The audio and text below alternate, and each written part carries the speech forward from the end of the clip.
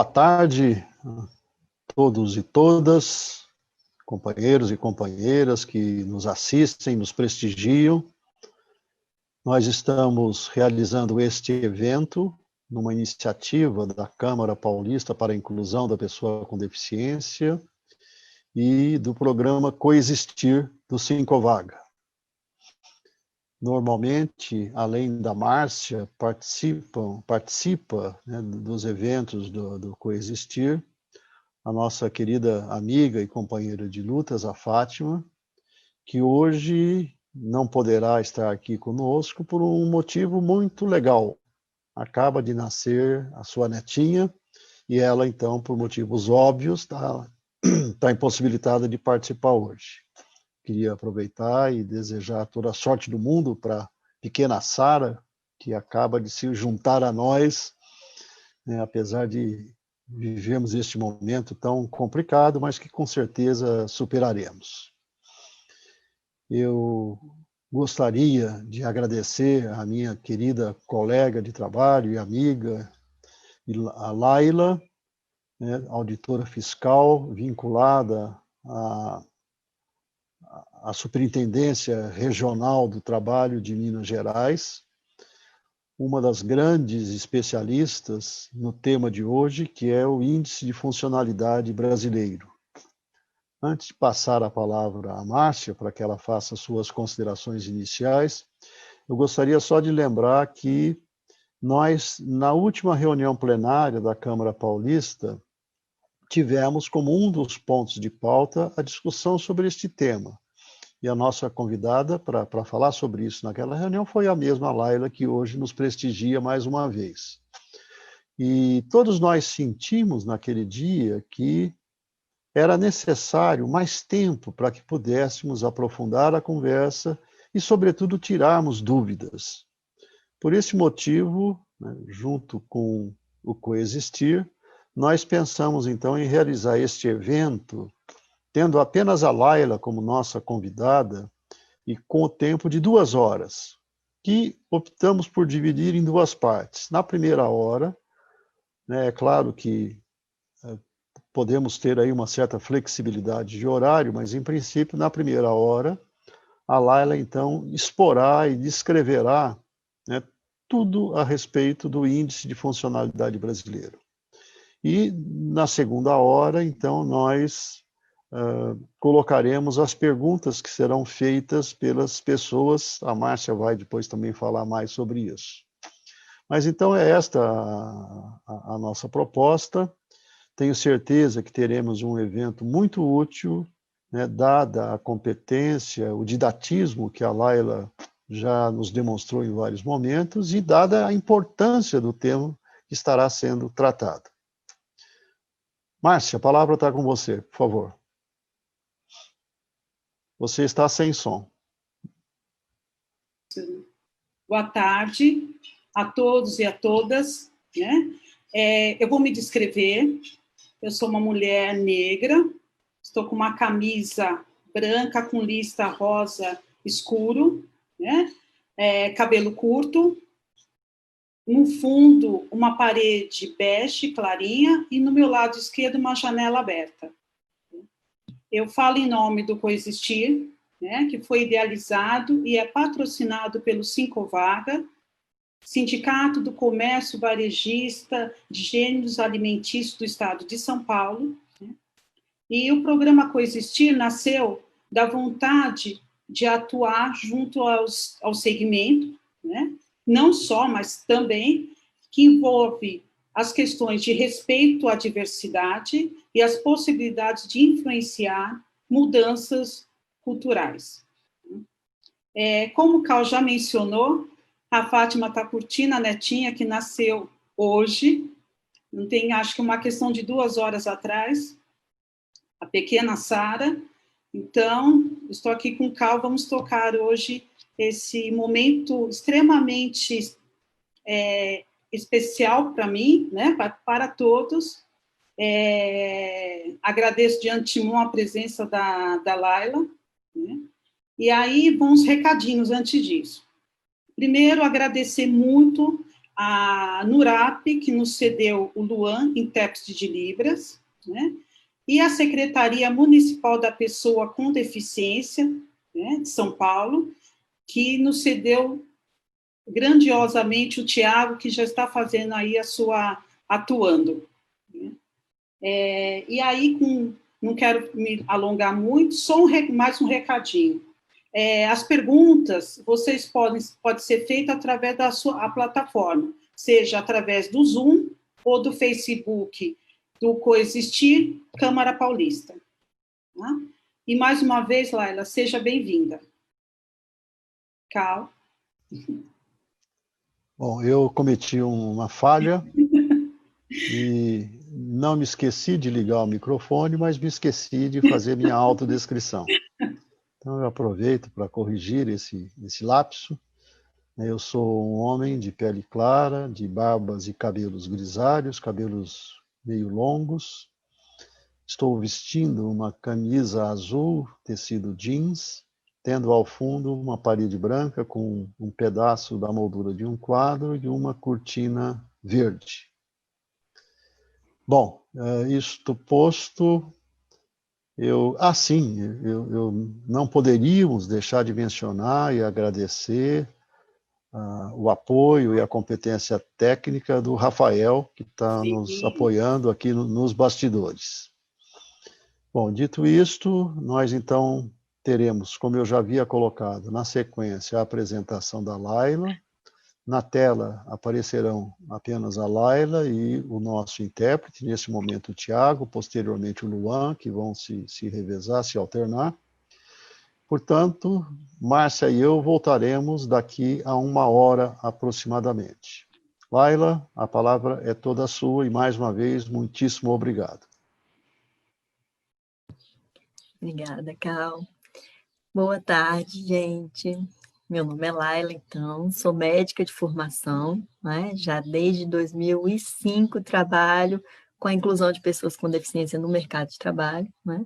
Desde 2007 no antigo Ministério do Trabalho, mas na Auditoria Fiscal do Trabalho, né? Atualmente nós somos uma parte do Ministério da Economia, mas trabalho nessa questão já há alguns anos, né? E em função disso, eu participei desde 2007, 2008, mais ou menos, de alguns grupos de trabalho que tinham o objetivo de desenvolver um instrumento de avaliação da deficiência para o Brasil, né? Então, vou contar um pouquinho da história para vocês, de como que isso foi construído, até chegar hoje, no que a gente tem aí em vias de ficar pronto, né? E como é que é a estruturação disso, qual que é o objetivo.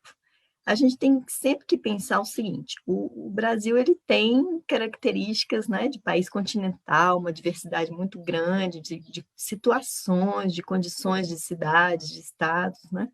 E a gente tinha que construir um instrumento que atendesse a essa realidade, essa diversidade toda e a extensão continental do país. Então, o primeiro passo dos grupos de trabalho foi o quê? A gente pesquisar como que isso funcionava no mundo, se a gente tinha instrumentos adequados para isso, ou não. Mas o que era um instrumento adequado? Para entender isso, a gente tem que ver a grande mudança que a gente teve no conceito de deficiência, né? Porque anteriormente a gente tinha uma visão de deficiência que era muito biomédica, vamos dizer assim. Era uma alteração do corpo da pessoa, ou da mente, ou dos sentidos, e isso caracterizava por si uma deficiência.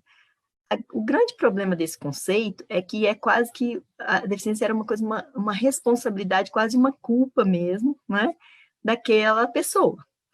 E a gente teve uma grande mudança de paradigma nisso aí, que vem sendo construída já no mundo inteiro há alguns anos, né, e que se tornou oficial no Brasil a partir da Convenção da ONU sobre os Direitos das Pessoas com Deficiência. Essa convenção da ONU, acho que muitos de vocês já conhecem, né? Se não conhecem, recomendo que leiam o texto, porque é muito importante para nós, porque ela veio para o nosso arcabouço legal com status de Constituição. Ela teve todo um processo diferente para ser aprovada e tudo, e ela entrou como emenda constitucional. Então, é parte da nossa lei maior, né? E isso é um fato muito importante na questão da preservação dos direitos das pessoas com deficiência. E já lá nos seus propósitos, no artigo 1º, o que a Convenção da ONU nos trouxe? Ela disse o seguinte, Pessoas com deficiência são aquelas que têm impedimentos, né? Aí de natureza física, mental, intelectual ou sensorial. E esses impedimentos ali, que são características do corpo da pessoa, eles vão ter interações com barreiras, né, do dia a dia da vida da pessoa. E essa interação entre o corpo com os impedimentos e a barreira é que pode trazer para a pessoa uma experiência de deficiência, ou seja, obstruir a participação plena e efetiva da pessoa na sociedade, né, em igualdade com as demais pessoas. Então, gente, essa mudança de paradigma do conceito, ela é muito importante para a gente. Por quê? Porque a gente começa a ter uma visão social da deficiência, né? De que a pessoa só vai experienciar, viver uma deficiência a partir do meio que ela vive, não exatamente das características do corpo dela. É claro, tem que ter essas alterações no corpo e essa interação aí é que vai definir qual que é o nível de participação, o quanto a pessoa consegue fazer as coisas no dia a dia.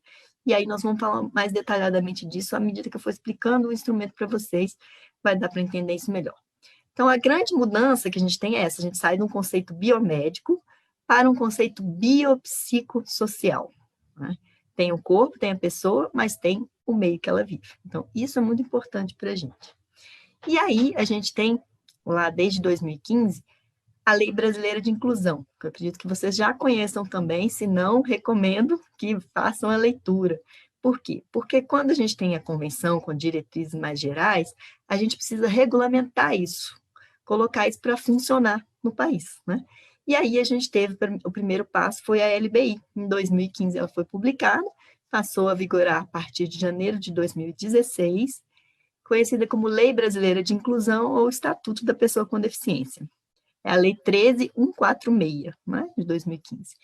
E ela tem um pedacinho lá que é muito importante para a gente entender esse conceito de deficiência e essa questão do instrumento.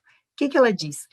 Que a avaliação de deficiência, toda vez que for necessária, né, para acessar alguma política, alguma coisa, ela tem que ser biopsicossocial, ela tem que ser realizada por equipe multiprofissional e interdisciplinar.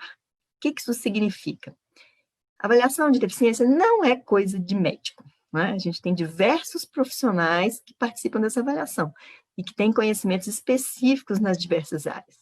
Então, por exemplo, uma pessoa que vai avaliar a questão auditiva, né? Por que não um fonoaudiólogo descrever essas situações ali, quais são as limitações para o dia a dia daquela pessoa, né? Então, assim, a avaliação é multiprofissional, vários profissionais participam dela.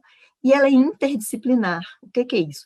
É que o ideal é sempre a participação de pelo menos 2, né, ou até mais profissionais, porque cada profissional chega ali com seu olhar, com seu instrumental de conhecimento e vai agregar, né, na avaliação dessa pessoa.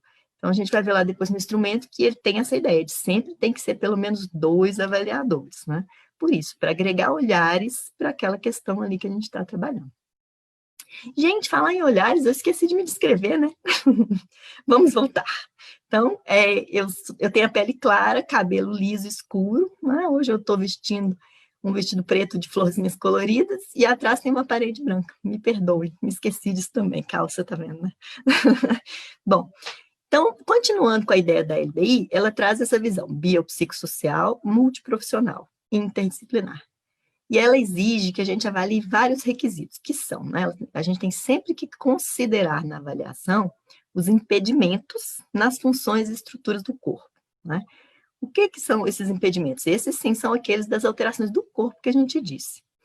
A gente tem que considerar os fatores socioambientais, psicológicos e pessoais. Então, o que é isso? É o entorno, né? As pessoas com quem eu convivo, a sociedade que eu vivo, a cultura, né, que me cerca ali, porque cada pessoa vai ter essas características específicas.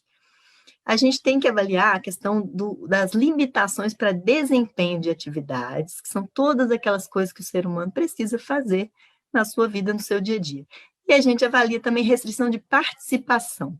Essa participação são as questões mais de sociedade. Então, eu convivo com pessoas, eu frequento eventos, né? Eu vou à igreja, eu vou a um culto religioso, conforme a minha cultura, a minha religião, né? Então, assim, a participação é mais essa questão social, de como que eu vou me incluir no mundo em que eu vivo.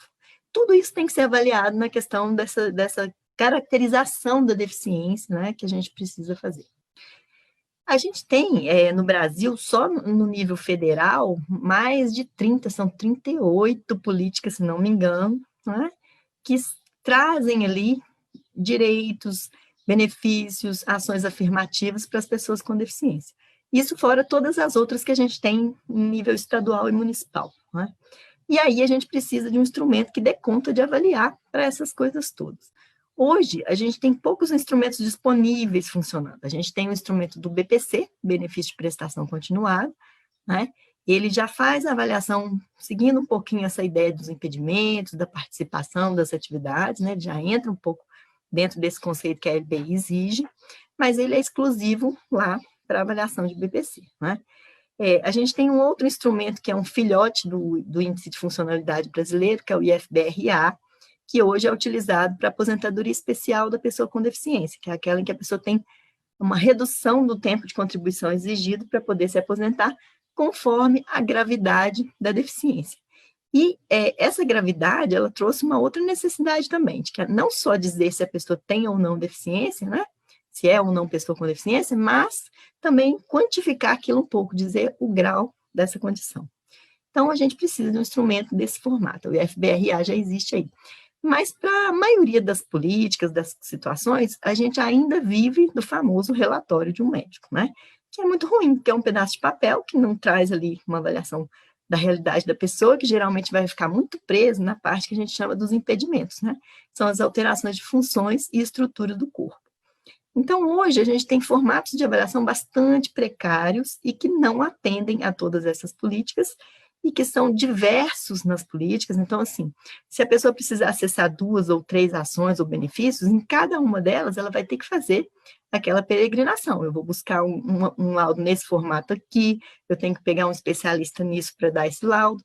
Então, assim, a pessoa passa por um longo caminho até conseguir alcançar algumas dessas políticas, e cada uma é uma avaliação diferente.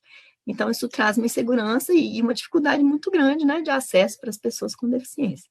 E isso tudo tem que ser visto no momento de criar esse instrumento, que é o que a gente tem feito já nesses grupos de trabalho há longo tempo, né?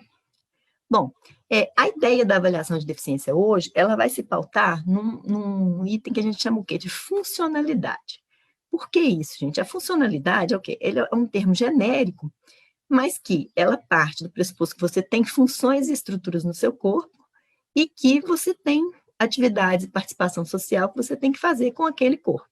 E aí, nesse caminho, você vai ter as barreiras, né, que são os fatores contextuais, tanto do ambiente quanto, às vezes, da própria pessoa, né, condição de saúde da pessoa. Então, a funcionalidade, ela é um termo que engloba tudo isso, é uma avaliação da pessoa como um todo, do ponto de vista biopsicossocial, e no mundo que ela vive, né? Então, a gente vai sempre pautar os instrumentos nessa ideia da funcionalidade.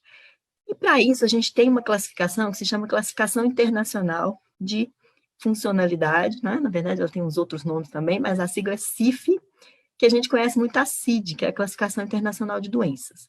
A CID era bastante utilizada quando a gente ainda tinha esse conceito antigo de deficiência muito pautado só no impedimento do corpo. A partir do momento que a gente tem que ver tudo, a CID não ajuda muito mais, né? A CID também era só um apoio, mas ela não era tudo. E hoje a gente tem que olhar pela questão da funcionalidade. Então, a classificação que nos ajuda mais é a CIF. Mas o que é essa classificação? Ela é uma coisa para avaliar a pessoa com deficiência? Não. Ela é uma classificação criada com o objetivo de homogeneizar a linguagem internacionalmente. Em qualquer lugar que eu fizer uma classificação pela CID, colocar um código, a pessoa vai saber no outro lado do mundo que código que é aquele, o que significa em relação ao impedimento. E na CIF, qualquer item que eu avalio lá de atividade, de participação, de função ou estrutura do corpo, né? Ou então dos fatores contextuais, eu coloco uma codificação que isso vai ser entendido da mesma forma em qualquer outro lugar. Então, ambas são classificações gerais, né, de seres humanos, para tentar tornar essa linguagem mais homogênea. A gente não tem nada específico aí de avaliação de pessoa com deficiência. Então, a ideia foi pegar a CIF, que já trazia na sua organização, ela é um livro também, né? Ela já trazia ali os capítulos falando de funções e estrutura do corpo, que tratam do impedimento. Ela já tem capítulos das atividades de participação e dos fatores contextuais, que são aqueles itens que a LBI nos trouxe como obrigatórios, né, na avaliação. E como que a gente faz isso? Bom, o primeiro passo lá na historinha do IFBR, né, do Índice de Funcionalidade Brasileiro, foi essa construção. Então, a gente tinha que pegar esse livro e transformar num instrumento de fácil utilização. E aí foram selecionadas ali as atividades e participações que fossem mais necessárias no ponto de vista da vida da pessoa no dia a dia, né? E aí, lá na CIF, a gente tem os domínios também, que são as áreas, grandes áreas, vamos dizer assim, da vida da pessoa. A gente tem lá aprendizagem e aplicação do conhecimento, a gente tem a parte de tarefas e demandas gerais, né? São coisas que a gente faz no dia a dia, cuidar da casa, preparar uma alimentação, essas coisas. A gente tem a parte de comunicação, tem a parte de mobilidade, e aí entender mobilidade como atividade, não só dos movimentos do corpo, mas é de como eu me desloco no mundo. Eu consigo me movimentar, pegar coisas, sair de casa, andar por aí, né? Como é que é isso? Então, a mobilidade é um termo mais amplo. Tem a parte do cuidado pessoal, da vida doméstica, das relações interpessoais, né? E as áreas principais da vida, assim como trabalho, educação, tudo isso está dentro dos domínios da CIF. Então, por isso que ela era um bom material para que a gente trabalhasse e construísse um instrumento, né? Aí o desafio era esse, criar um instrumento único que fosse possível de utilizar no país todo, que servisse para todas as políticas, ações afirmativas, né? E que permitisse esses recortes diferentes ali, conforme a política pudesse necessitar. E aí, nesse primeiro momento, foi criado o IFBR, que a gente selecionou essas atividades e participações, e, a partir delas, a gente tinha que arranjar uma forma de quantificar aquilo ali. Cada atividade de participação, como é que eu realizava? Para isso, a gente foi trabalhar com uma outra classificação, que é a MIF, a Medida de Independência Funcional. A MIF, gente, ela tem mais níveis, ela tem minimamente 7 níveis que falam da independência funcional. O que é isso? Qual que é a autonomia para a pessoa realizar cada atividade da vida? A gente fez uma adaptação dessa classificação para 4 níveis também de autonomia ali no instrumento, que a gente vai explicar ele melhor. Mas, então, cada uma das atividades, a gente tem lá uma nota, né, que seria 25, que seria menor autonomia, vou falar melhor de cada uma delas. Tinha a nota 50, a 75 e a 100. A 100 seria o nível de autonomia pleno, né, que a pessoa dá conta de fazer aquela atividade sem ajuda, sem modificação, nem nada. Isso, como que ela faz? O que é normal para essa atividade? É dentro dos padrões culturais dela, né, na realidade dela. Então, por exemplo, se for atividade de se alimentar, e ela vive numa cultura que utiliza as mãos para se alimentar ao invés de talheres, né?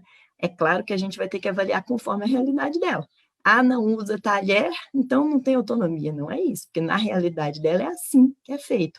Então, a coisa tem que ser sempre interpretada conforme o mundo que a pessoa vive, né?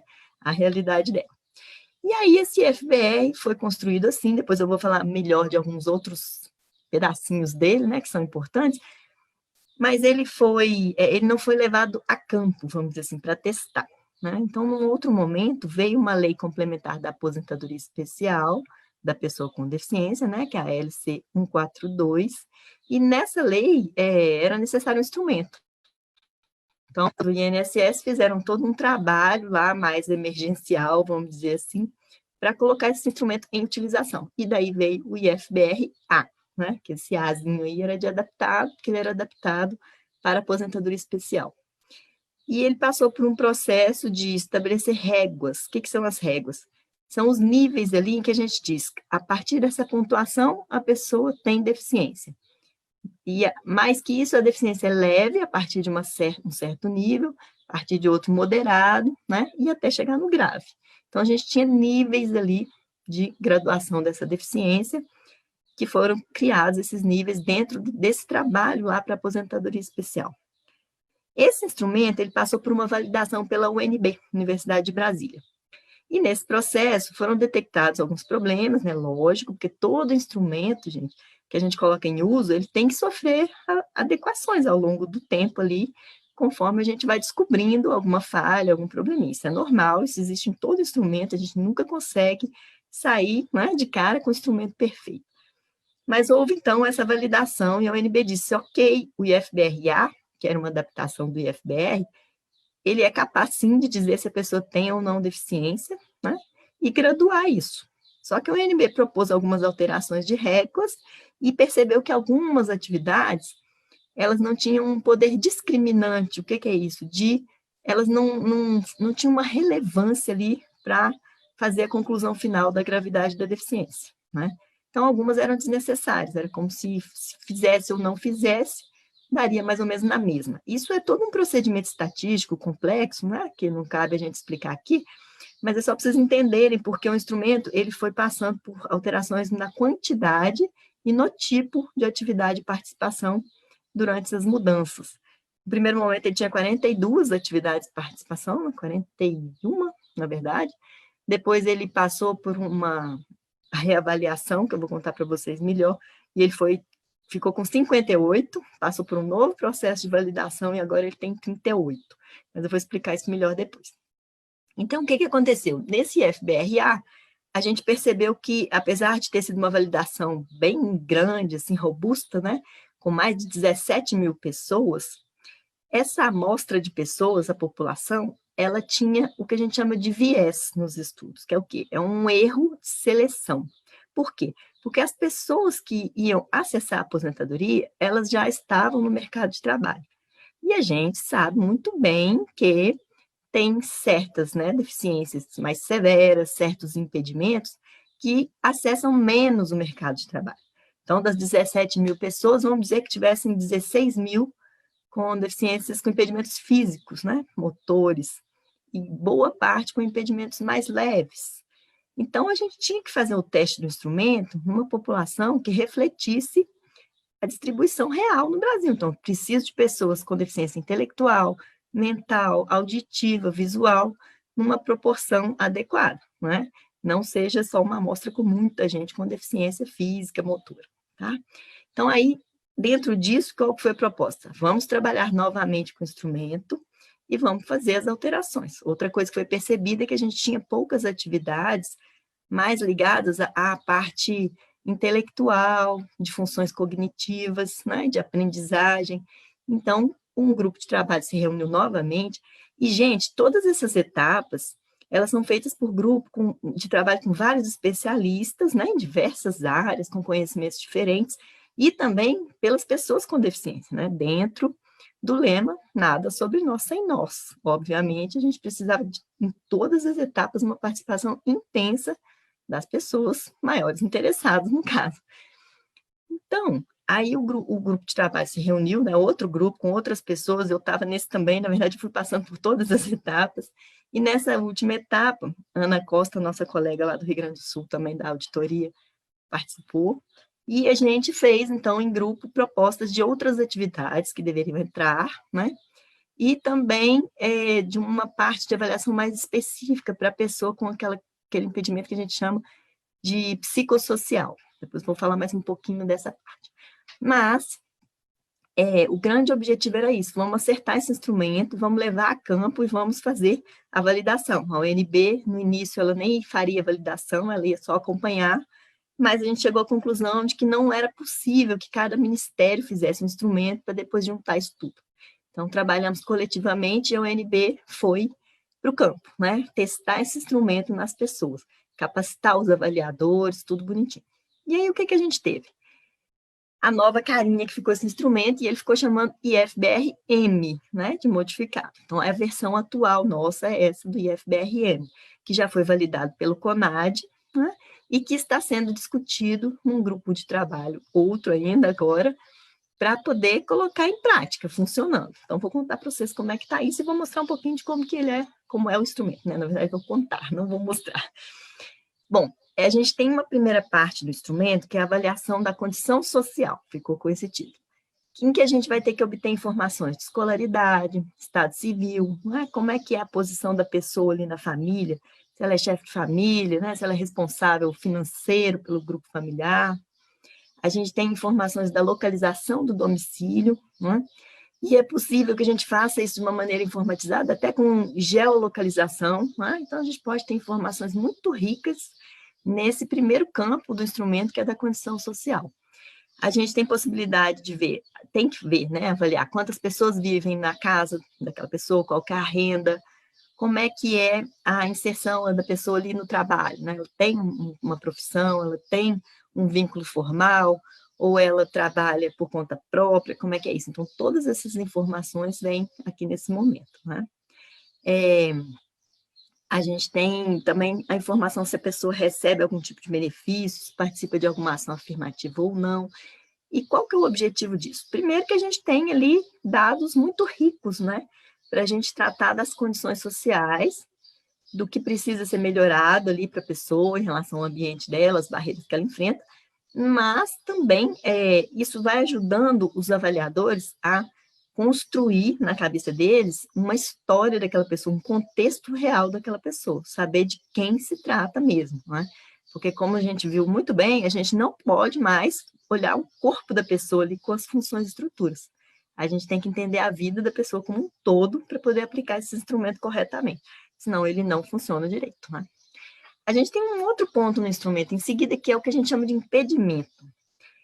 Nesse, é para colocar a avaliação mesmo das questões do corpo, né? Que é a parte mais médica, em geral, das coisas. A pessoa já vem, às vezes, com um diagnóstico, ou às vezes não vem, mas com uma definição ali do que ela tem como alteração naquele corpo, né? Ou nos sentidos.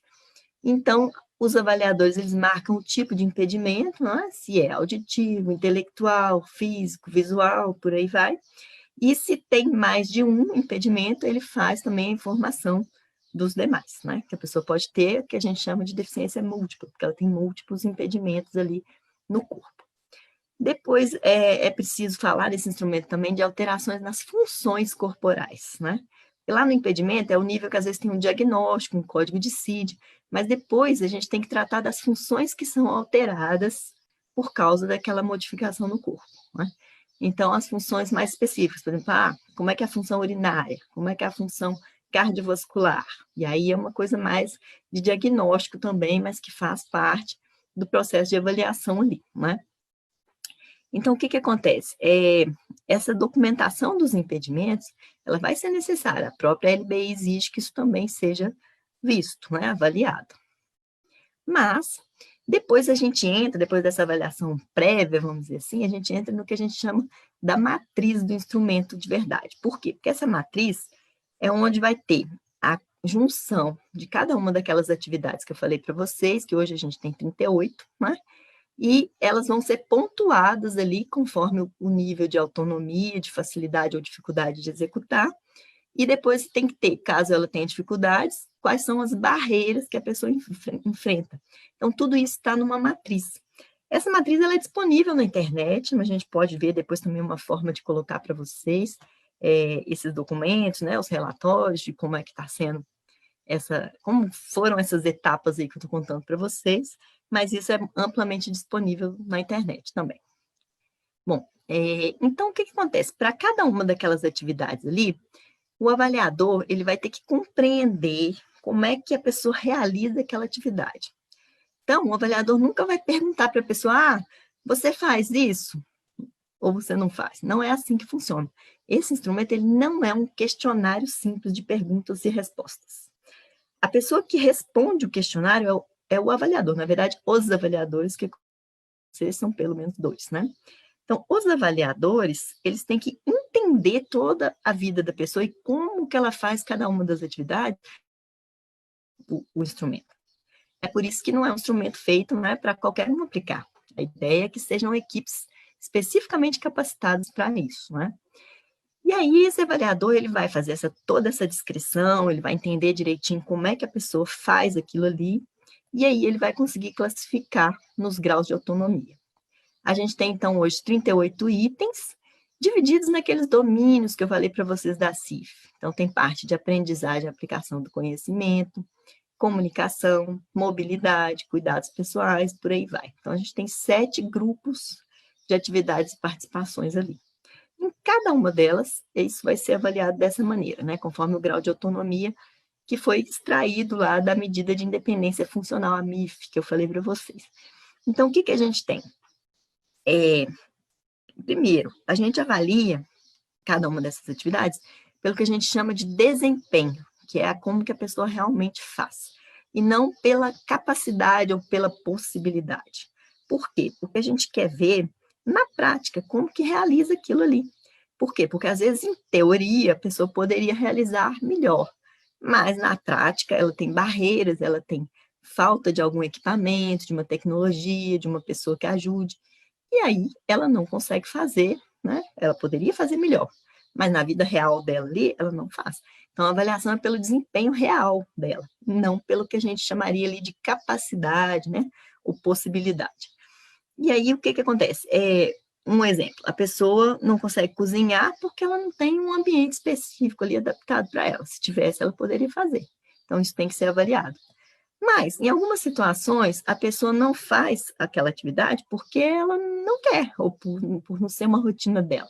Então, por exemplo, ela não cozinha porque sempre teve alguém que fizesse isso por ela, né? Seja a mãe, a esposa, né? Porque a gente ainda tem divisões culturais aí de quem faz comida. Então, de repente, aquilo nunca foi uma realidade da pessoa.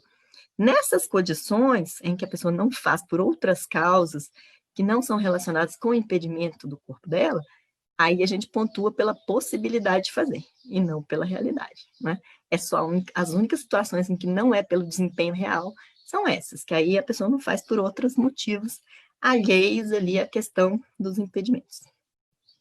Bom, então o que acontece? A gente tem que perceber o seguinte, que esse nível de independência ali da pessoa, de autonomia, ele pode variar conforme várias coisas. Então, por exemplo, o ambiente dela, dependendo da hora do dia, se ela tem alguma alteração corporal que causa dor, e aí em determinados horários que ela está com uma crise de dor, o desempenho dela é pior. Aí a gente sempre vai avaliar pelo momento pior, de mais dificuldade, não é? E situações, às vezes, que, por exemplo, dependem de um histórico de vida da pessoa, como o trabalho, a educação. Ah, tá, educação, você conseguiu, então, fazer o ensino médio? Consegui. Mas quando a gente vai ver como que ela fez o ensino médio, né, aquela aprendizagem, ela levou muito mais tempo, ela teve uma necessidade de uma série de modificações. Então, a gente tem que ver um histórico, a mesma coisa o trabalho, que às vezes as pessoas, se você simplesmente olhar, você trabalha? Sim, mas aí vai ver o histórico de trabalho da pessoa.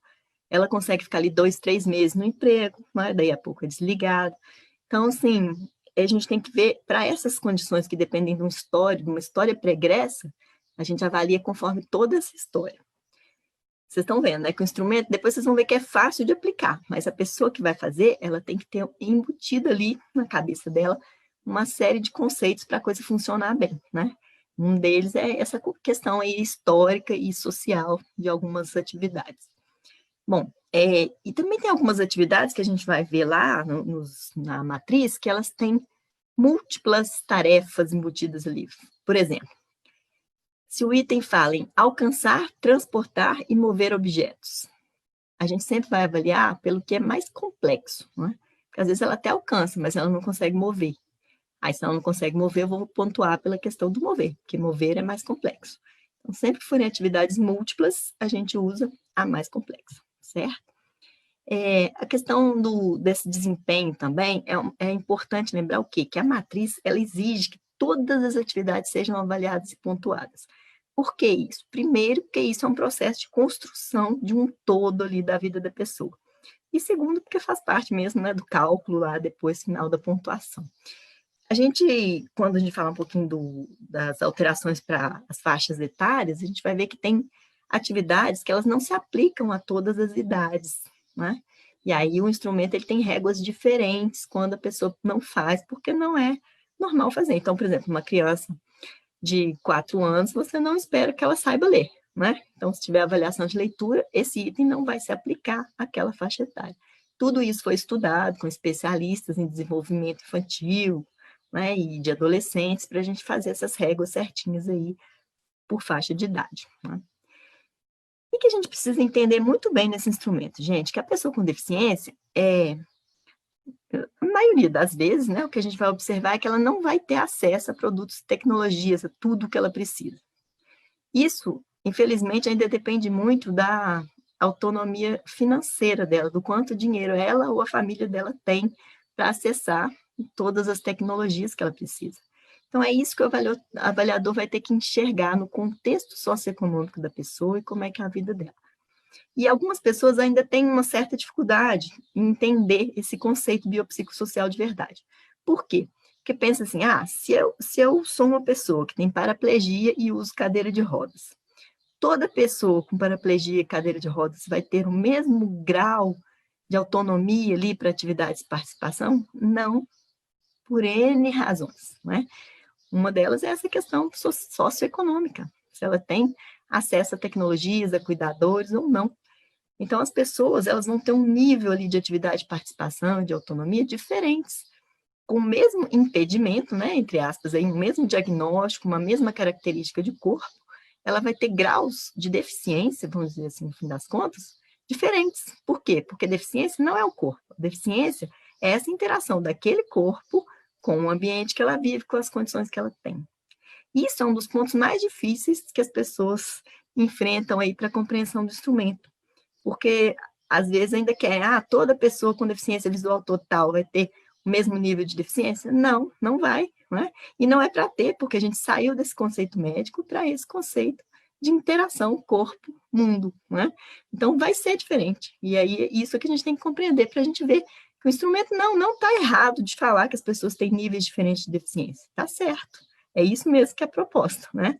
Então, a gente tem que ficar mais tranquilo com isso e tirar esse olhar do corpo, do impedimento, que a gente vai conseguir, né, entender que o instrumento está fazendo certinho o que ele deveria fazer. Bom, deixa eu ver o que mais que é importante falar. Vamos explicar melhor a questão da pontuação, né, que eu falei para vocês. A gente tem, então, 4 níveis. Cada atividade, eu vou avaliar isso. Então, por exemplo, uma atividade de aprender a calcular, né, eu tenho que avaliar 25 pontos se a pessoa não realiza a atividade. Ela não consegue fazer. Ou quando é uma coisa que um terceiro pode fazer para ela, ela depende totalmente de uma terceira pessoa, né? Ela tem uma nota aí 25. E vocês vão ver que as notas, quanto menor essa nota aí, né, na verdade, menor a funcionalidade da pessoa, ou seja, maior o grau de deficiência, né? Então, a gente avalia aqui graus de funcionalidade no instrumento que se convertem em gravidade de deficiência, né, inversamente proporcional, vamos dizer assim, no final do resultado do instrumento. Mas então, 25 pontos, ele não participa de nenhuma etapa da atividade, não consegue fazer, é preciso que alguém faça para ele, né? E se é uma outra condição que ele depende de pessoas, mas que poderia ser uma pontuação maior, que é o 50, a pontuação 50 é essa, ele faz a atividade, mas com a ajuda de terceiros. Porém, se nessa ajuda ele precisar de 2 pessoas ou mais, aí ele já vai cair para a pontuação do não consegue fazer, que é 25. Né? Mas até o momento que ele é ajudado por apenas uma pessoa, ele entra na pontuação 50. Né? E como que é essa ajuda? Ela pode se dar de várias formas. Por exemplo, supervisão. Eu consigo, né, me deslocar, atravessar a rua, chegar numa mercearia para fazer uma compra, mas uma outra pessoa vai junto e faz essa supervisão. Isso aí é com dependência de terceiros, então cai na pontuação 50. Outra situação, a pessoa prepara alguma etapa. Eu consigo me alimentar, pegar a refeição no prato ali, levar a boca, tudo direitinho, engolir, mastigar, mas alguém tem que fazer essa refeição e colocar esse prato ali pronto para mim. Então, isso aí também é dependência de terceiros. Entra na pontuação 50, tá? Então, podem ser várias inserções ali de uma terceira pessoa para ajudar, mas demonstra o quê? Que a pessoa tem um nível de autonomia menor, né? Precisa de um terceiro. A pontuação 75, gente, é o quê? É o que a gente chama de independência modificada. A pessoa consegue fazer sozinha, mas ela precisa de alguma tecnologia assistiva, né? De algum objeto, alguma modificação ali do seu ambiente, e aí ela consegue, então, fazer sem uma pessoa ajudar diretamente, mas ela precisa de ter algum equipamento ali, né? Ou então acontece o seguinte, ela até faz sem equipamentos, mas ela faz mais lentamente do que o habitual, ou então ela faz e sente dor ao final daquele processo, né? Então, a gente sempre vai ver que a pessoa tem que conseguir realizar a atividade com segurança, né, para a gente poder falar que, ok, ela tem autonomia para fazer aquilo ali. Porque, nesse caso, então, ela teria 75 pontos sempre que ela precisar de alguma modificação para realizar a atividade, né? E aí, 100 pontos seria o quê? Que a pessoa consegue fazer aquela atividade na velocidade habitual, né? E com toda a segurança. Aí ela tem 100 pontos, ela tem autonomia para fazer aquela atividade ali. E nisso a gente tem a graduação de cada uma das atividades. Então, vocês estão vendo, né? Nunca vai ser perguntar para a pessoa faz ou não faz. Os avaliadores, eles têm que entender como a pessoa faz. Esse é o ponto mais importante, senão ele não vai conseguir responder a matriz aqui adequadamente, né? E aí o instrumento, gente, ele sempre vai depender de quê? De pessoas capacitadas para aquilo, pessoas que tenham essa visão biopsicossocial, não é, das questões, e eles têm um manual de aplicação que vem com tudo bem explicadinho. Tem a descrição da atividade, tem exemplos daquela atividade ali, né? Tem o que eles chamam de questão norteadora, que é um ponto específico ali, perguntinhas, né, que ajudam o avaliador a conseguir buscar mais elementos e interpretar melhor a maneira com que a pessoa faz aquilo ali. Então, é bem interessante o manual. Eu sempre recomendo todo mundo ler o manual também, porque ele é muito fundamental para a gente entender toda a ideia do instrumento, né?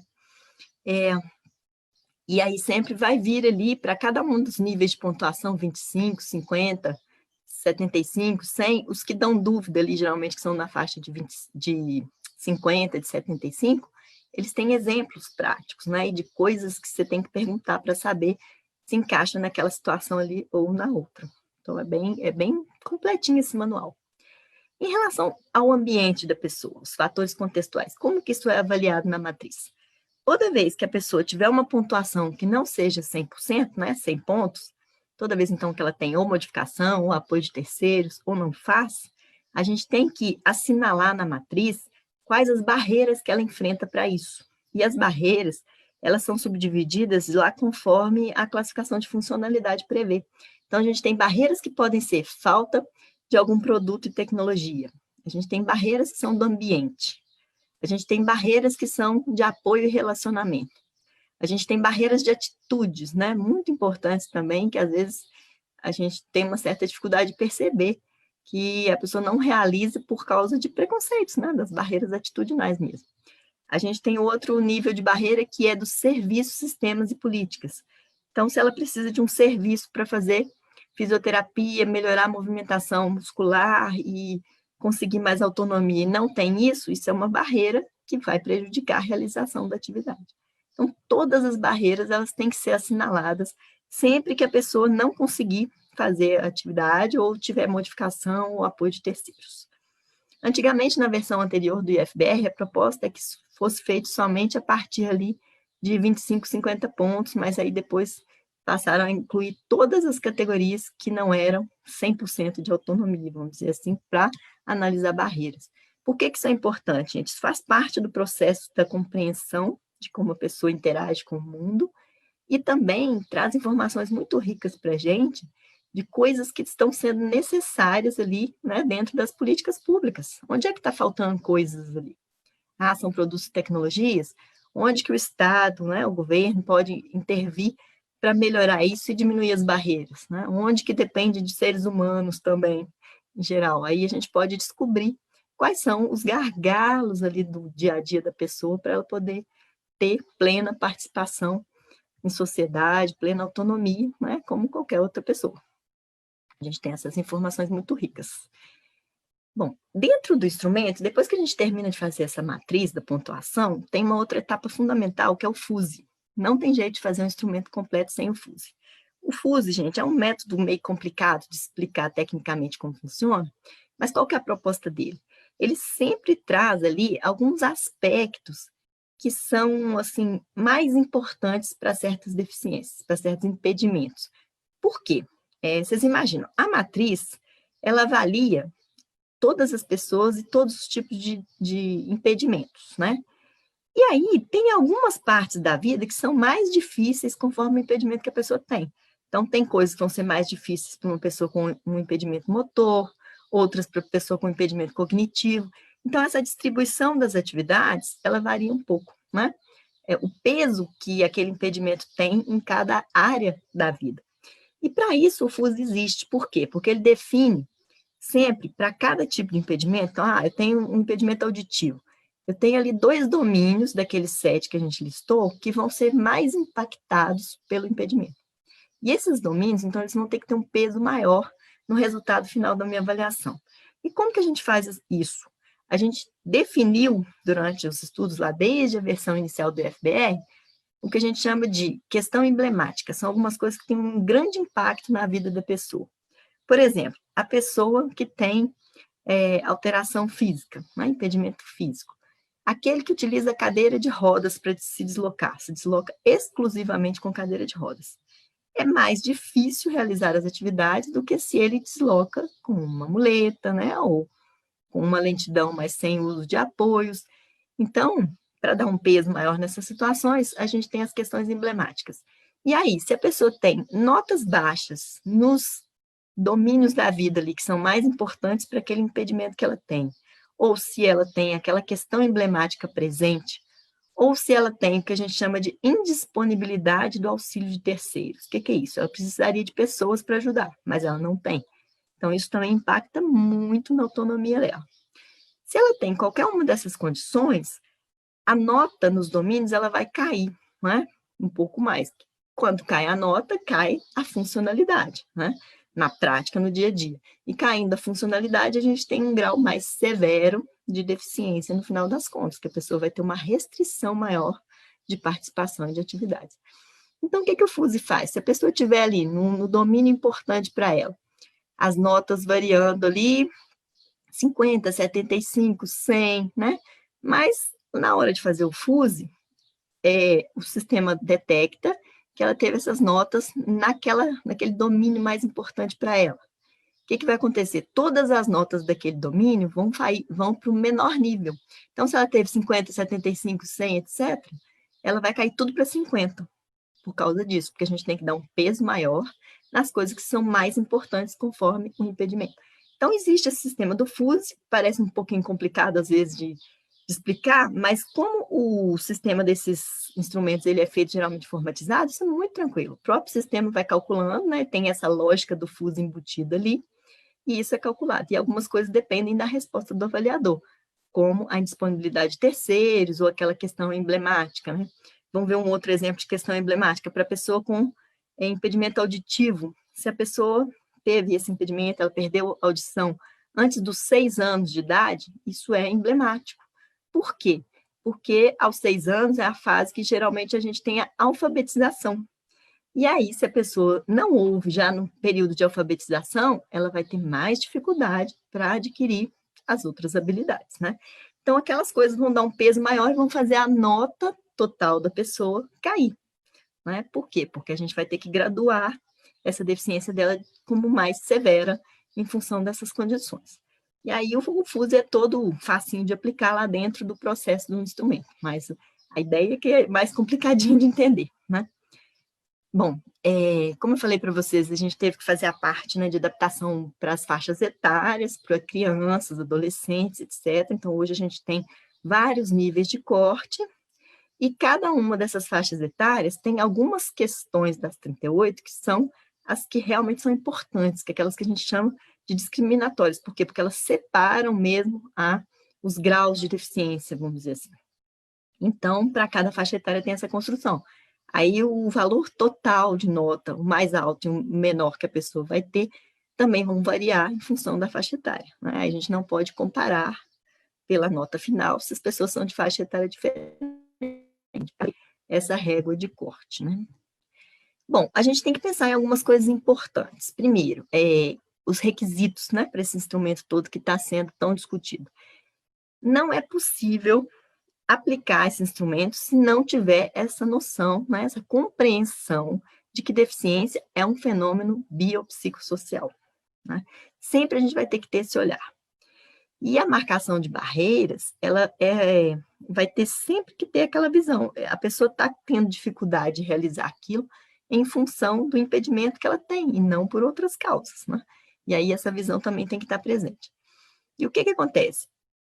No fim das contas, o instrumento ele faz o quê? Identificar né, a deficiência e graduar, analisando essa desvantagem, vamos dizer assim, que a pessoa que tem impedimentos corporais vai ter em relação às demais pessoas em função do ambiente em que ela vive, né?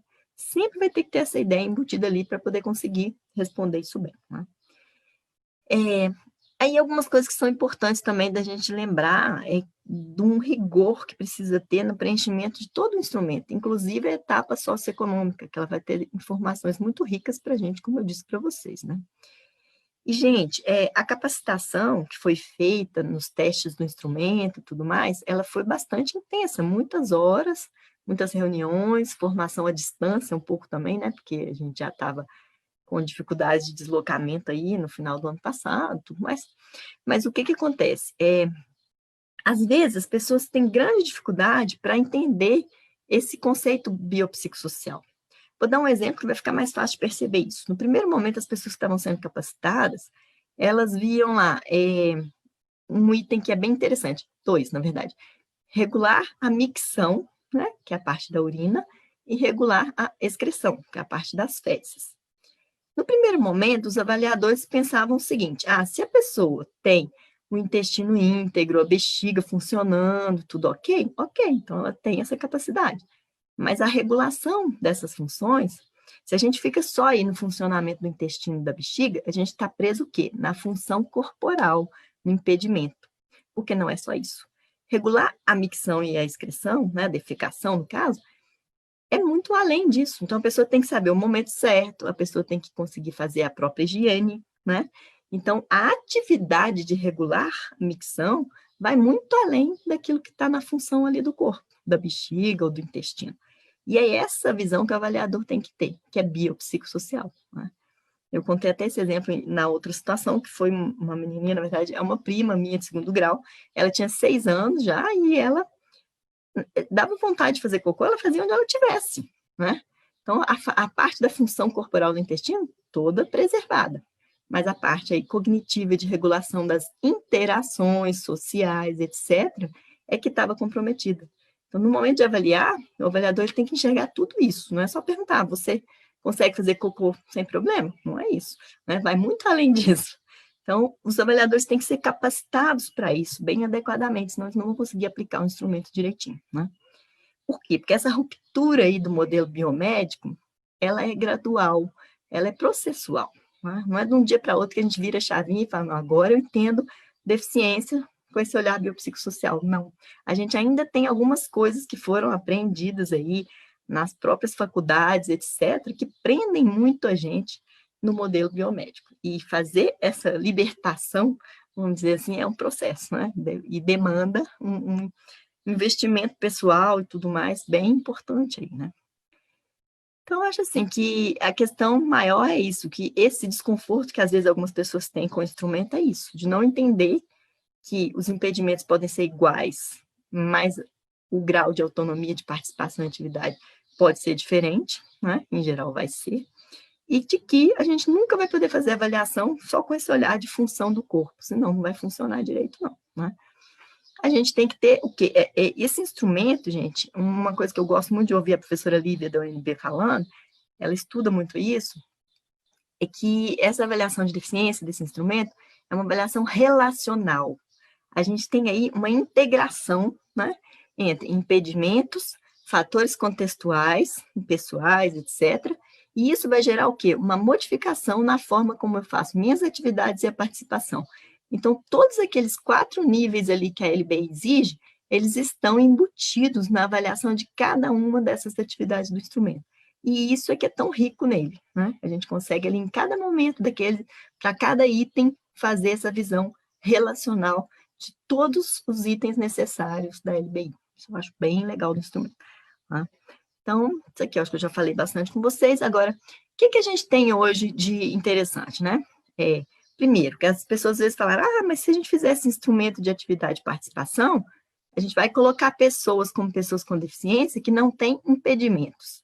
É impossível fazer isso, porque toda a avaliação de cada uma das atividades sempre vai ser isso. Vocês lembram que a gente faz pelo desempenho? Não é? Se ela não faz porque não deseja ou porque tem outras questões, isso não é avaliado dessa maneira, aí a gente avalia pela possibilidade. Agora, se ela não faz por causa do ambiente dela, da vida dela como um todo, aí sim é pontuado. Então, as coisas são pelos impedimentos, não tem jeito de avaliar sem ter essa correlação, aquela ideia relacional que eu falei para vocês, de corpo, né, e contexto. Então, o que a gente tem? Outra coisa que às vezes as pessoas se preocupam também é falar assim, não, mas se a pessoa tem impedimentos múltiplos, como é que essa matriz vai avaliar? Vai fazer certo? A pessoa com impedimentos múltiplos, ela tem que ter uma gravidade maior, não é verdade? Provavelmente sim, vai ter uma gravidade maior. E o instrumento sempre vai captar isso, porque se ela tem mais de um impedimento, ela sempre vai ter mais modificações na forma de fazer. E não tem jeito de se escapar. Então, nessa parte também as pessoas podem ficar tranquilas que o instrumento dá conta de verificar isso bem, né? A gente tem o FUSE que garante essa, vamos dizer assim, igualdade ali, né, de avaliação entre os impedimentos diversos com a mesma matriz. É um instrumento, gente, que eu acho assim que é o instrumento que mais foi trabalhado até hoje na história do Brasil e talvez do mundo em relação à avaliação de deficiência, né? Vocês viram aqui pelas histórias que eu contei que ele passou por várias etapas e, assim, centenas de especialistas, grupos focais com pessoas com deficiência. Essa construção foi muito rica e muito completa, né? E ele tem sido debatido, assim, intensamente nas diversas instâncias, nos locais. Como eu disse para vocês, o CONAD já aprovou esse instrumento. O GTI de trabalho que a gente tem hoje, ele começou no início de agosto, setembro, outubro, ele fez 90 dias agora no início de novembro, mas a gente já viu a necessidade de prorrogar por mais 90 dias, que era a possibilidade. E que é esse GTI? A gente tem esse grupo de trabalho interministerial, ele é composto pelas chefias lá, né, do Ministério da Economia, pessoas do Desenvolvimento Social, da Cidadania, todos os ministérios que estão envolvidos em alguma política, alguma ação para a pessoa com deficiência, eles estão nessa discussão. Esse GTI, ele tem esse papel mais decisório, então são as altas chefias. Só que eles convocaram um apoio técnico, que são os GTE, o Grupo de Trabalho Técnico, né? Eu faço parte de um deles, são 3. Um é para discutir o instrumento, se ele precisa de alguma adequação, alguma modificação, é esse que eu faço parte. Existe o grupo do orçamento, que vai ver o impacto dessa nova forma de avaliar no orçamento. Na verdade, o ponto que mais preocupa, em geral, o governo é o BPC, né, o benefício de prestação continuada, porque ele tem um orçamento da esfera de bilhões, então eles têm uma grande preocupação aí. E a gente tem um outro GTE técnico, né, também, que é de estudo dos normativos, porque a gente vai ter que ter uma adaptação das normas todas para a aplicação desse instrumento, né?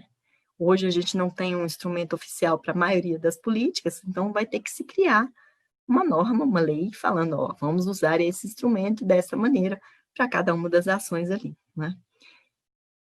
O que é a proposta, então, desse instrumento? Primeiro, que ele seja aplicado, né? Então, por uma equipe capacitada. A ideia é que seja equipe de servidores federais, não é um instrumento que as pessoas vão aplicar. Eu estou lá numa empresa e quero ver se a pessoa enquadra na cota, né, do trabalho. Vou aplicar o instrumento. A ideia não é essa. A ideia é que a pessoa seja avaliada por uma equipe específica e que ela tenha, então, em mãos um relatório que vai trazer todas essas informações, nível de deficiência, condições socioeconômicas, e aí ela já vai saber ali quais as políticas que ela pode acessar a partir daquela pontuação que ela teve, né? Então, ela vai chegar lá na empresa da pessoa, de vocês, assim, quem é de empresa aqui vai receber esse relatório pronto e falar, ok, ela pode entrar na cota, então posso contratar, né? Vai simplificar o processo e a gente vai ter o quê? Uma forma mais objetiva de avaliar, que hoje, como é tudo dependente de um relatório no papel, fica um grau ali de dúvida, de incerteza, de subjetividade mesmo, né, para fazer essas avaliações. Então, a gente precisa de ter isso bem organizadinho, né? A ideia é que essa avaliação seja para todas as políticas federais e que estados e municípios provavelmente vão pegar essa ideia também e utilizar, né? Já que é um negócio que está pronto, funcionando, provavelmente é para conseguir homogeneizar todas as políticas, usarem o mesmo método, que a gente vai conseguir facilitar bastante a vida da pessoa com deficiência, para não ter, né, que fazer aquela peregrinação de vários laudos diferentes, vários formatos diferentes. É um negócio bem interessante. A ideia também é que a pessoa passe uma vez por essa avaliação e ela precisa de revisão, assim, em casos específicos, né? Por exemplo, se a pessoa tem ali uma amputação de membro e não sofre nenhuma modificação no seu ambiente, nem nada, ela não precisa ser reavaliada, porque aquilo não vai se alterar muito, né? Agora, condições que são passíveis de um tratamento, de até uma cura, dependendo da situação, talvez precisem de revisão. Mas essas revisões já podem ser programadas a partir da avaliação da pessoa. Então, eu não tenho que ir lá ficar fazendo essa avaliação toda hora. A ideia é que seja uma vez, né, e só novamente, se necessário, para facilitar a vida mesmo. E aí, os próximos passos que nós temos em relação a esse trabalho todo é esse. A gente está nessa etapa dos trabalhos dos grupos. Existe uma proposta assim, na verdade, gente, esses grupos de trabalho atuais, que estão com essa prorrogação aí, provavelmente até o início de fevereiro, para terminar os trabalhos, eles têm umas regrinhas lá no decreto, na portaria que publicou no decreto, né? A gente não pode divulgar como é que está o andamento desse procedimento lá, né? Mas é por isso que eu trouxe para vocês um instrumento para todos conhecerem, saberem que já foi aprovado pelo CONAD. É um instrumento tecnicamente muito bom, validado já pela Universidade de Brasília. Vai precisar de adaptações ao longo da aplicação? Sim, todo instrumento precisa, né? O próprio instrumento do BPC, ele já passou por 3 versões diferentes e ele iria para uma 4ª, só não foi ainda porque está nessa fase aí da gente descobrir se vai passar a ser o IFBRM, como vai fazer, né? Porque todo instrumento precisa de revisões, isso é normal de acontecer. Mas isso está sendo bastante discutido nesses grupos, e a proposta é que a gente tenha informações para vocês aí nesses próximos meses, né? Até o início do ano que vem, acredito que sim. A gente tem a possibilidade também de fazer mais estudos técnicos em relação à comparação de instrumentos, né? De usar o IFBRM, o instrumento do BPC, o IFBRA, outras formas de avaliação para a gente ver e comparar ali como é que é, né, o funcionamento de cada um, qual a adequação, se eles estão realmente bons, quem que está bom de verdade nessa história, fazer um comparativo. Então, existe essa proposta dentro dos grupos de trabalho, né? Mas estamos caminhando, eu espero ter em breve notícias mais concretas para vocês, porque a LBI determinou que o instrumento deveria existir no prazo de 2 anos, ou seja, janeiro de 2018 era para estar pronta. A gente teve várias, né, condições aí políticas, etc., 1000 motivos que a gente estava bem atrasado em relação a isso. E aí a ministra Damares, né, que é o ministério que organiza os grupos de trabalho, que mais ou menos coordena isso aí, já está bastante ansiosa em relação ao cumprimento desse prazo aí do GTI, que a gente consiga efetivar isso, colocar para funcionar em breve, né? E eu espero que sim, porque, gente, principalmente pelo que eu falei, a maioria das políticas a gente não tem formação, não tem um método de avaliação nenhum, né? Então, se a gente implantar esse método para o que não tem nada e ir regulando ele com as que já tem, eu acho que é um grande ganho, né? É uma proposta que a gente tem feito lá no grupo de trabalho. Bom, eu acho que é isso, né? Em linhas gerais, falei muito, então, os intérpretes que sofrem comigo, né? Que eu falo depressa, desculpa, gente, mas vocês podem puxar minha orelha também quando fizer isso. E aí, acho que a gente vai ficar aqui à disposição para responder perguntinhas, né? Já vi que tem algumas ali no chat e tudo mais. Estamos aqui. Que bom, Laila.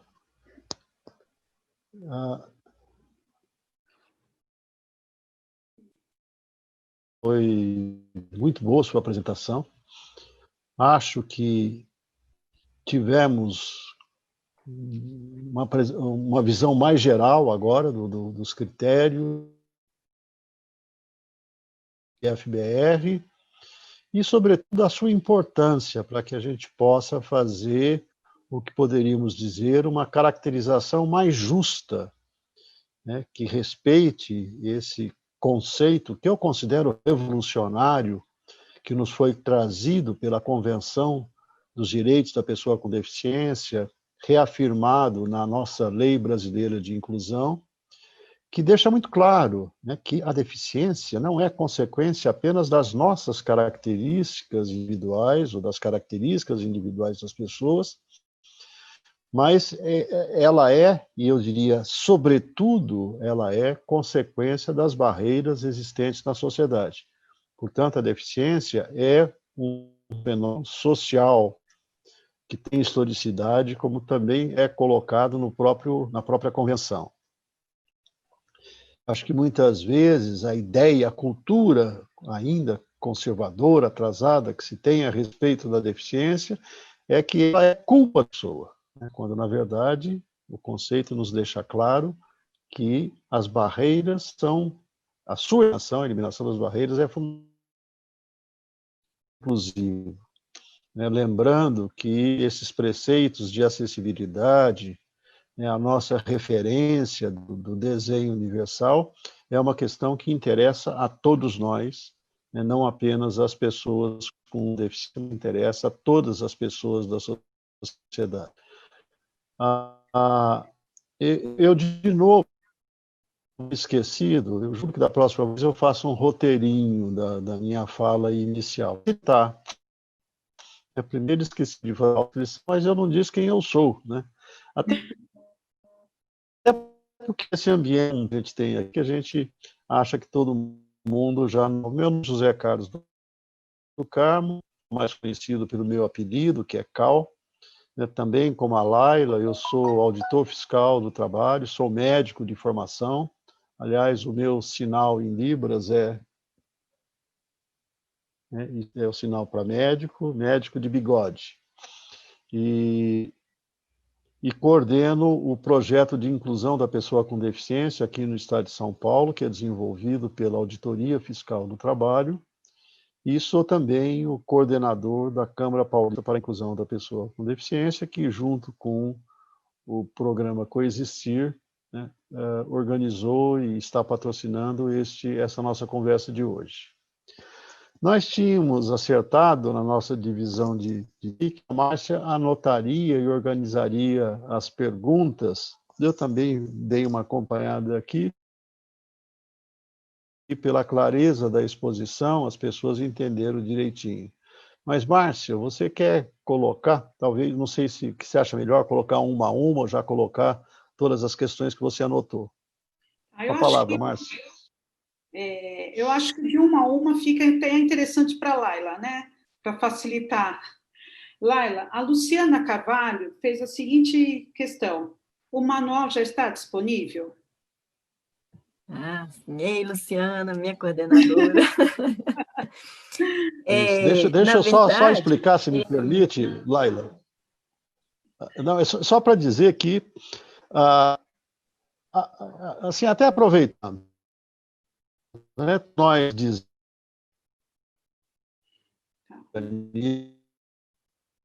para as pessoas com deficiência. calma, você está No falhando um entanto, como pouquinho. vale... Não, desculpe, assim, eu estava dizendo que que a lei seja fiscalizada, e esse é o papel que nos compete a nós da Auditoria Fiscal do Trabalho. E a Auditoria Fiscal do Trabalho organiza essa fiscalização por meio de projetos que existem em todos os estados, em todas as unidades da federação. E temos uma coordenação nacional. Tudo isso para dizer que a nossa coordenadora nacional é a nossa colega Luciana Carvalho, de Santa Catarina. Era isso que eu queria dizer, Laila, com a palavra. Bom, em relação ao manual, a gente já teve a disponibilização do manual do IFBR, né, já há bastante tempo, que foi mais ou menos em 2013 que a gente publicou essa primeira versão, mas o do IFBR-M, que é o atual, a gente tem do IFBR-A também alguma coisa, mas acho que ele não é muito público, porque ele foi construído dentro lá do INSS, né, da Previdência, mas o do IFBR-M é um que ele já está mais ou menos público aí, a gente pode conversar com a NB, mas acredito que não tem restrição em divulgá-lo, não. Ele ainda precisa de algumas pequenas adaptações, pelo menos a versão que eu tenho, então talvez seja legal a gente aguardar mais um pouquinho para sair a versão definitiva, né? Mas em breve vai sair. Porque o manual, ele ajuda bem a gente a compreender o instrumento, e aí é por isso que eu sempre recomendo que a gente consiga ler. Assim que sair, possivelmente, esse manual vai vir bem completinho também, e é interessante. Mas, assim, essas versões prévias eu até tenho, posso disponibilizar, né?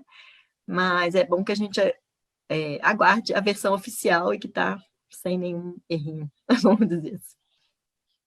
Ótimo, obrigada, Laila. Mais uma pergunta. Do Rafael Silva. A avaliação tem boa chance de ser aprovada no começo de 2021? Tem prazo para a implementação dela? E aí, complementando, tem uma outra questão que eu acho que um complementa o outro. Neste momento, como está o encaminhamento da aprovação da adoção do IFBRM como instrumento único? Bom, essas coisas são interligadas mesmo. Na verdade, a gente... Ixi, o cachorrinho da minha vizinha gosta de participar das minhas lives. Bom, mas a gente tem o seguinte, porque esse GTI, como eu falei para vocês, ele já está em andamento, ele passou os primeiros 90 dias que eram previstos e já teve autorização de prorrogação por mais 90. E a partir do dia 4 de novembro, 90 dias. Então, o que acontece? A ideia é que sim, a gente consiga resolver isso nesse prazo. Eu fico um pouco receosa porque as discussões, às vezes, elas não avançam muito, sabe? E a gente tem aí um período agora de final de ano, então eu tenho um pouquinho de medo. Mas a proposta é que sim, 90 dias, não tem previsão de nova prorrogação, né? E por isso que a gente tem o GTI de orçamento e normativo, tudo andando mais ou menos em paralelo, porque ao final desse prazo, a gente já tem que ter as diretrizes de tudo que tem que ser alterado. E aí o governo vai ter que fazer isso o mais rápido possível mesmo, né? A ideia é que não pode passar mesmo, o ano que vem isso tem que sair, porque a gente já está com muito atraso, era para ter sido janeiro de 2018. Só, gente, que assim, são as previsões, né? A gente nunca pode ter certeza absoluta de nada em relação a esses prazos, mas eu espero que sim. São muitos anos já de trabalho em cima desse instrumento. Ele já foi, né, aprovado do ponto de vista do CONAD, que eu falei para vocês, o CONAD já teve reunião sobre isso, já aprovou, o CONAD apoia esse tipo de instrumento mesmo, esse FBRM, e no próprio decreto que instituiu o grupo de trabalho interministerial, veio a diretriz de que o IFBRM é, sim, o instrumento base que a gente tem que usar para as avaliações. Por que base? Porque algumas políticas precisam de outras informações. Então, por exemplo, o BPC, ele exige um corte de renda. O instrumento não se propõe a avaliar o corte de renda, então talvez tenha que ter uns complementozinhos em cada política, mas o instrumento base é sim o IFBRM, inclusive na diretriz que veio, né, do próprio decreto do GTI. É ele mesmo, eu espero que a gente consiga emplacar ele o mais breve possível. Ótimo. Laila, você já até respondeu, mas vamos reforçar, né? O Rodney, ele pergunta, existe algum livro para indicar a respeito do IFBRM? Rodney, livro por enquanto não, assim, né? A gente tem os estudos da UNB, eles estão publicando artigos nesse sentido, a gente tem um artigo do IETS lá, que publicou a primeira versão do IFBR, depois a gente pode ver se a gente disponibiliza esses que já são, não é, publicados e tudo, que não tem nenhuma restrição, para o pessoal conhecer melhor, não sei como seria, talvez lá na página do Coexistir, tem jeito de publicar arquivos lá? Com certeza. Então, a gente pode fazer isso. Eu mando os arquivos para vocês e aí a gente coloca lá. Inclusive, eu tinha montado uma apresentaçãozinha aqui, mas o Zoom, ele não permite colocar a apresentação e as pessoas, aí a gente perderia os intérpretes, o que é impossível, né? Então, assim, eu tenho uns slides também que posso disponibilizar para quem quiser consultar alguma coisa depois. A gente manda tudo para a Márcia e ela coloca lá na página. Combinado? E na página da Câmara Paulista também, da a gente Câmara vai também, disponibilizar todo esse material.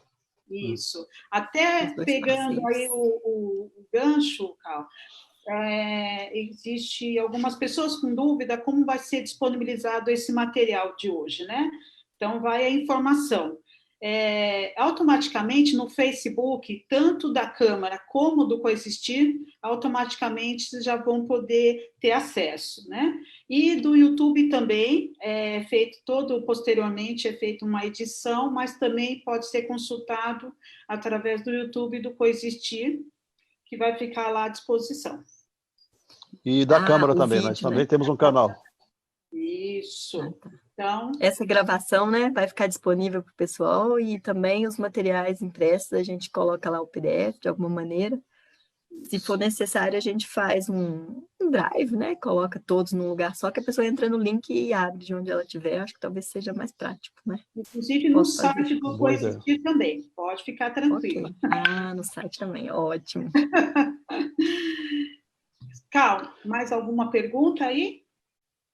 Não, eu não tinha anotado nenhuma. E acho que se não tiver mais nenhuma pergunta, a gente pode, então, caminhar para o encerramento. Mas eu gostaria de destacar a importância que eu vejo da sociedade, particularmente das pessoas com deficiência e das suas entidades representativas, de nos manifestarmos junto ao governo federal, no sentido de exigir isso que é um direito nosso, não só um direito, é uma obrigação legal. A Laila já havia comentado, a Lei Brasileira de Inclusão prevê a criar esse instrumento, tem um prazo para isso, que já se encerrou há 3 anos. Então, eu acho que a nossa manifestação, inclusive, poderá contribuir para que as políticas públicas, né, sejam efetuadas de maneira mais rápida. Reafirmo, portanto, que acho que todos nós devemos nos manifestar. Acho que, até para evitarmos mais delongas, que não há mais dúvidas, pelo menos eu não tenho, e se havia, não tenho mais, a partir das explicações que a Laila coloca hoje, eu já não as tinha, que o índice é ele que foi desenvolvido por instituições do mais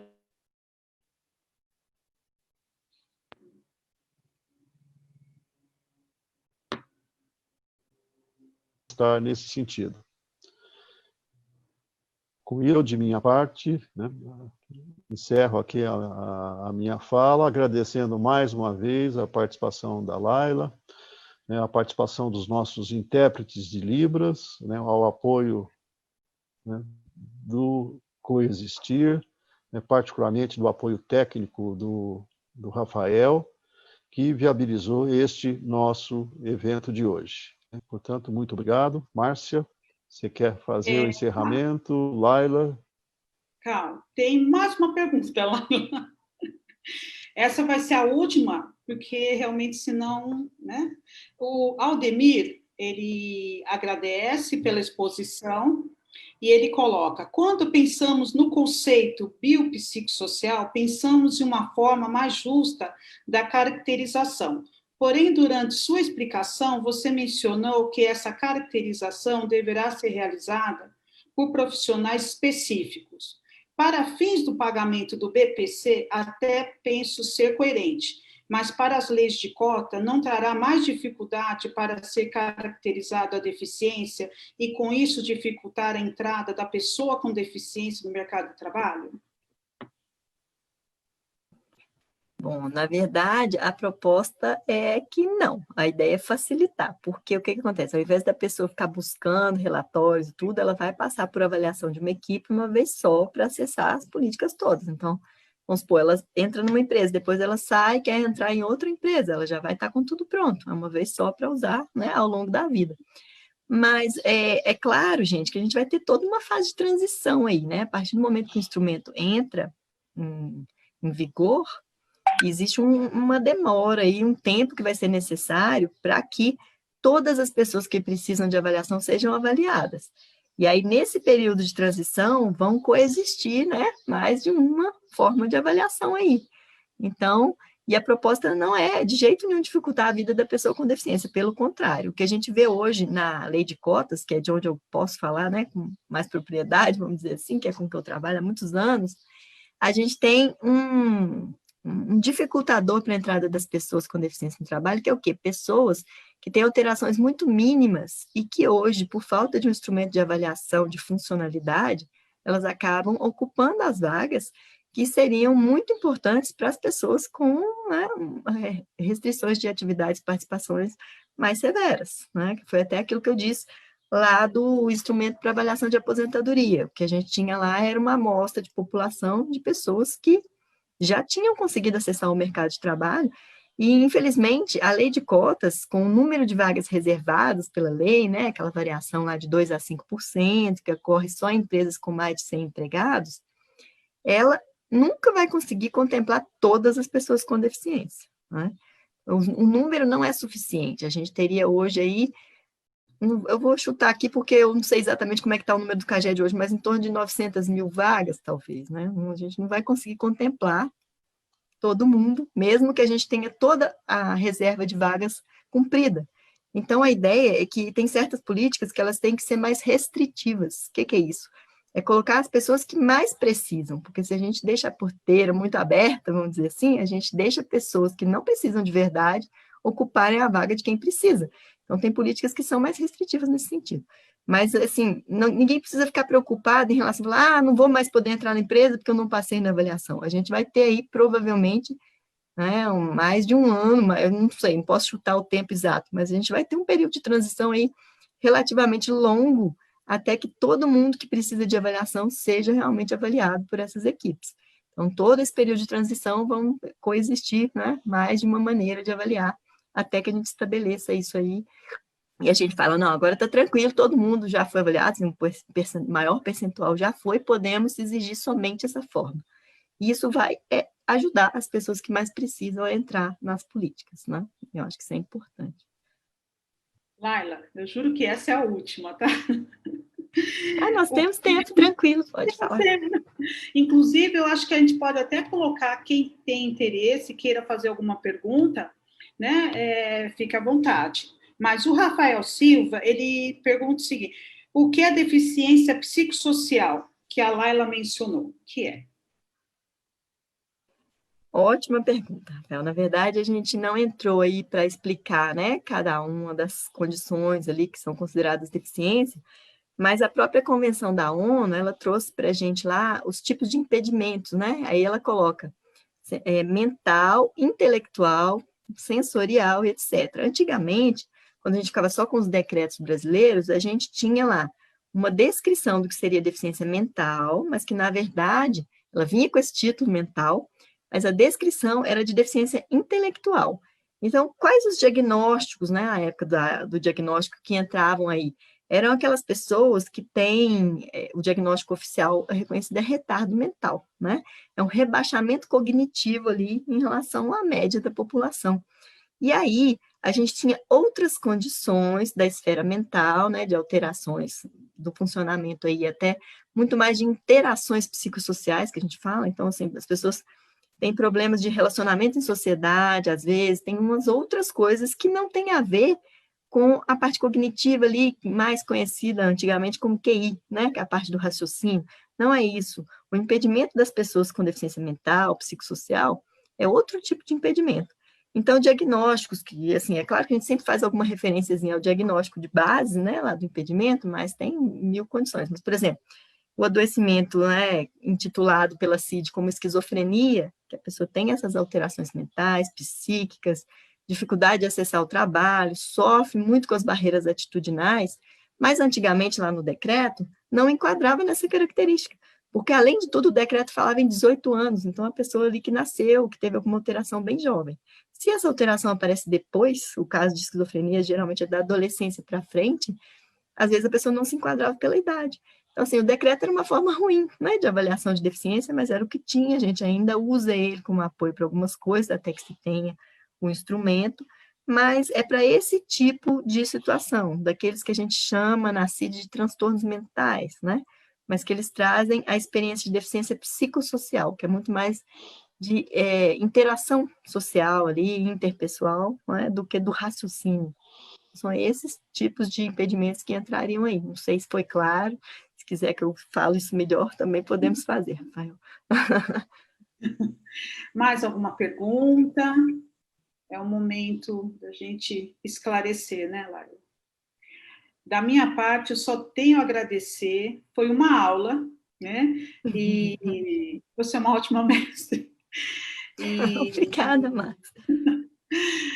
E agradeço ao CAL essa parceria com a Câmara Paulista, com NURAP, Secretaria Municipal da Pessoa com Deficiência de São Paulo, os participantes, as perguntas, e espero nos vermos logo, logo, Laila, numa outra, né?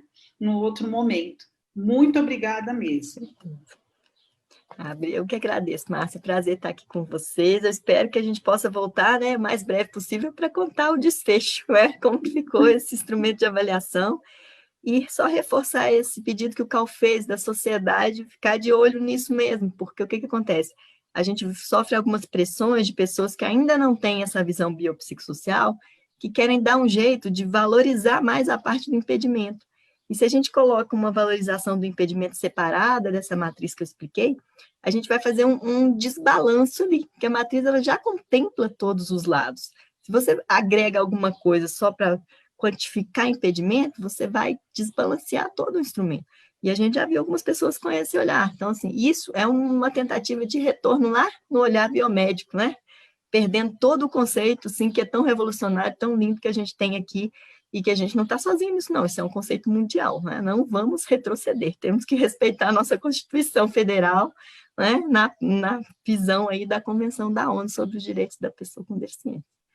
E aí, no mais, quero agradecer muito por ter tido essa oportunidade aqui de conversar com vocês e ficar à disposição, né? Eu vou mandar os materiais para a gente compartilhar e, tendo alguma dúvida, alguma coisa que puder, pode me procurar, né?